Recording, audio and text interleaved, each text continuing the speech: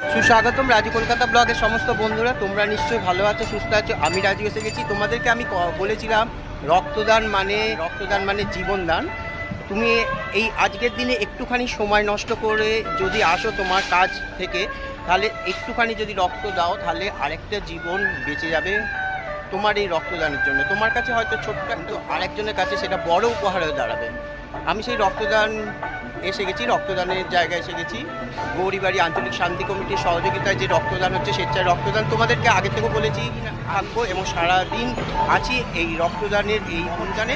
তোমরা যদি আসতে চাও তাহলে চলে এসো গৌরীবাড়ি শান্তি কমিটি শান্তি ভবনে স্বেচ্ছায় রক্তদান। চলো আগের স্থিতি কীরকম পরিস্থিতিতে সাজানো কেন আসতে পারে।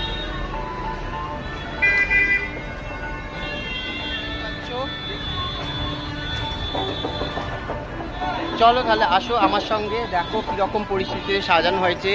এখানে মোটামুটি সমস্ত আমরা এগিয়ে নিয়েছি, দেখতেই পাচ্ছ আমাদের গেট থেকে।